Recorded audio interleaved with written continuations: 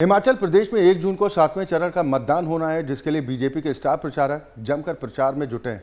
BJP के star प्रचारक प्रदेश में अब तक 100 से ज़्यादा रैलियां कर चुके हैं। वहीं बीजेपी हिमाचल प्रदेश मीडिया प्रभारी करण नंदा ने प्रदेश की सभी सीटों को जीतने का दावा किया है। करण नंदा से एमएच1 न्यूज़ के संवाददाता सुनील परमार ने खास बातचीत की। सभा चुनावों की तिथियां बिल्कुल नज़दीक हैं। 1 तारीख को जो है वो मतदान होना है और 4 तारीख को परिणाम आएंगे। आखिरी चरण में किस तरह से जो है वो प्रचार को लेकर अगर बात की जाए तो किस तरह से इस समय देखने को मिल रहा है, क्या कुछ रहेगा आखिरी चरण में, किस तरह से प्रचार प्रसार रहा है, इस तमाम जानकारी के लिए हमारे साथ मौजूद है करण नंदा जी। आइए उन्हीं से जानते हैं क्या कुछ कहना चाहेंगे। करण जी, बहुत बहुत स्वागत आपका एमएच1 में खास बातचीत में। आपका बहुत बहुत धन्यवाद, दर्शकों का धन्यवाद। जानना चाहेंगे, आखिरी फेज़ में आ चुके हैं, प्रचार समाप्त होने वाला है, किस तरह देखते हैं पूरा जो है चुनावी माहौल इस समय प्रदेश में? देखिए, प्रदेश में ये लंबा चुनाव गया है। पिछली बारी आपको याद होगा तो लगभग 8 मई के आसपास वोटिंग होती थी।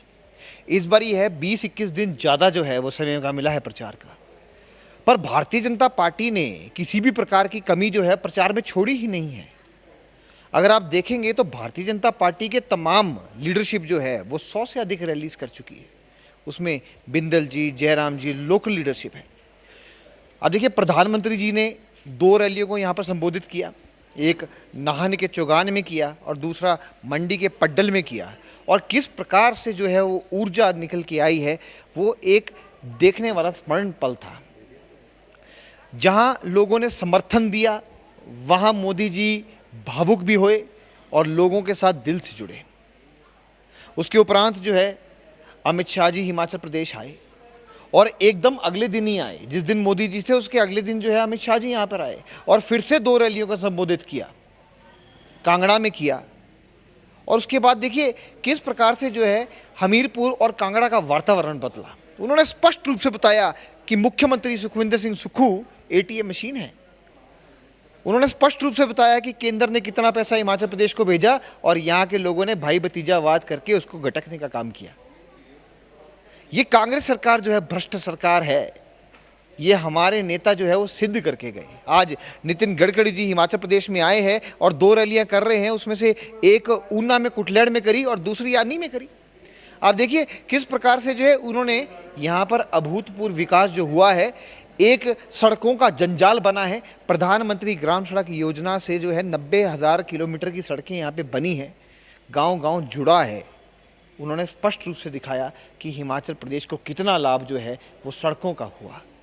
उद्योग में जो है वो बड़ी दिक्कत थी, उन्होंने वो भी बताया। यहाँ पर जो है योगी आदित्यनाथ जी भी आएंगे। आज शिमला के अंदर जो है वो उत्तराखंड के मुख्यमंत्री धामी जी आ चुके हैं, एक सभा को संबोधित भी करेंगे जिसमें उत्तराखंड के लोग उपस्थित रहेंगे। तो देखिए किस प्रकार से जो है नेता यहाँ पे जो है काम भी कर रहे हैं, ध्येय निश्चय से साथ काम कर रहे हैं और एक संकल्पित रूप से जो है वो भारतीय जनता पार्टी को जिताने का प्रयास कर रहे हैं। लेकिन वहीं अगर बात की जाए, मुख्यमंत्री स्वयं ये कह रहे हैं कि जनता का जो रुझान है वो कांग्रेस की तरफ है, क्योंकि जिस तरह से खरीद फरोख्त के राजनीति भाजपा ने करने की कोशिश की और स्थिर सरकार गिराने का प्रयास किया, तो उसको लेकर कहीं ना कहीं पूरे चुनावी माहौल में जो है वो इसी मुद्दे को बुनाने की कोशिश में नजर आए। देखिए, मुख्यमंत्री सुखविंदर सिंह सुक्खू, उनका समस्त कैबिनेट, उनके मित्र मंडली ओएसडी और पॉलिटिकल एडवाइजर्स सारे झूठ का बंडल है, झूठ का पुलांदा है और केवल मात्र झूठ बोलना जानते हैं। हम बार बार मुख्यमंत्री जी से पूछ रहे हैं कि आपके पास सबूत है, खरीद फरोख्त हुई तो सबूत है, सबूत तो दे नहीं पा रहे हैं। मैं केस बना दूंगा, मैं क्रशर बंद कर दूंगा, मैं सड़कें बंद कर दूंगा, मैं घर गिरा दूंगा, मैं ततीमें निकाल दूंगा, मैं रेवेन्यू रिकॉर्ड निकाल दूंगा। अरे भैया, इतनी द्वेष भावना मत रखो। मुख्यमंत्री हैं आप, इतने निजम स्तर की जो आप राजनीति कर रहे हैं, एक मुख्यमंत्री को शोभा नहीं देती है। मुख्यमंत्री जी का काम होता है जनता का सेवा करना, ना कि अपने जो है ठेस लगी भावना को किसी का घर उजाड़ कर जो है राजनीति करने का होता है। मुख्यमंत्री जी से हम पूछना चाहते हैं, आपने बड़सड़ के अंदर आरोप लगाया, बड़सड़ में 55 लाख रुपए आपने पकड़ लिए किसी होटल से और वो गाड़ी में जा रहे थे। अरे भैया, हम पूछ रहे हैं होटल का नाम बता दो। मुख्यमंत्री को तो अपने घर का नाम नहीं याद रह रहा चुनावों में, तो मुख्य होटल का नाम क्या याद रखेंगे। वहाँ के अफसरशाही को पता नहीं है कि 55 लाख रुपए पकड़े हैं। 55 लाख पकड़े हैं तो गवर्नमेंट की ट्रेजरी में जमा नहीं हुए हैं, तो मुझे लगता है कि 55 लाख रुपए उनकी गाड़ी में ही थे और उनकी गाड़ी से ही निकल के और वो 55 लाख रुपए मुख्यमंत्री खुद कैंडिडेट को देने जा रहे थे। अरे मुख्यमंत्री जी, स्वप्न दिन में देखना बंद कर दीजिए। हार निश्चित है, वो आपको दिखाई दे रही है और मेरे ख्याल से हार का टीकड़ा किसी और के सर तो आप फोड़ने जाएंगे। अगर बात की जाए, अमूमन ये देखा जाता है जब हार होती है तो ईवीएम को टारगेट बनाया जाता है। क्या लगता है आपको, इस बार भी क्या हार की वजह ईवीएम ही रहने वाली है? देखिए, ईवीएम ये इनके लिए एक बहुत बड़ा भ्रम जाल और एक भूत के नाम से बन के आ गया है। जब भी ये हारते हैं तो ईवीएम को बोलते हैं खराब है, जब भी जीतते हैं तो वही ईवीएम ठीक हो जाती है। पर हम तो कहते हैं कि जिन जिन को शक है इलेक्शन कमीशन के ऊपर, आप जाइए ना, वहाँ पे टेस्टिंग हो रही है ईवीएम मशीन्स की, आप कर लीजिए ना पहले।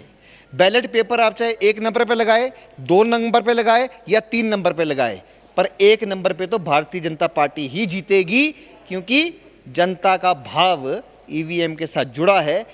उंगली जो है वो केवल मात्र भारतीय जनता पार्टी के लोगों को ही लगेगी और लोग जो है प्रधानमंत्री नरेंद्र मोदी जी को ही बनाएंगे। यही सत्य है और ये इनको दिख भी रहा है, जिसकी वजह से ये पूरे बौखला गए हैं। तो आखिरी प्रश्न जानना चाहेंगे, 400 पार का आंकड़ा यूपी एनडीए का है और वहीं अगर बात की जाए हिमाचल प्रदेश से भी चौका छक्का लगना तय माना जाए? देखिए, चौका पक्का और छक्का तो लगेगा ही लगेगा। 400 पार एनडीए जाएगी और 50 से नीचे कांग्रेस आएगी और इंडी गठबंधन जो है वो तो वैसा ही बिछड़ा हुआ कुनबा है जो 15 दिन के लिए इकट्ठा हो गया है। उसके बाद 4 तारीख जाने दो, एक दूसरे के कपड़े भी फाड़ेंगे और दोषारोपण भी करेंगे। मनोरंजन चलता रहेगा क्योंकि इंडी गठबंधन मौजूद है। बहुत बहुत धन्यवाद करण जी। तो ये थे करण नंदा, जिन्होंने साफ तौर पे कहा कि जिस तरह से इंडिया गठबंधन की इन्होंने चर्चा की और इन्होंने कहा कि 4 तारीख के बाद देखना लाजमी तय है कि जिस तरह से कपड़े भी फटेंगे और इसी तरह का मनोरंजन भी चलेगा। और इन्होंने साफ तौर पे ये भी कहा है कि इस बार 400 के आंकड़े पार के साथ हिमाचल प्रदेश से चौके छक्का लगना बिल्कुल निश्चित तौर पर तय है।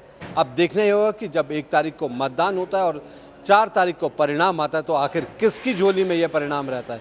क्या 400 पार वाले जो वादे किए गए थे वो सरकार बनाती है या फिर जिस तरह से इंडिया गठबंधन के साथ मिलकर कांग्रेस दावा कर रही है वो सरकार बनाएगी। मैं अपने सहयोगी पुष्पेंद्र चौधरी के साथ सुनील परमार, एमएचओ न्यूज़, शिमला।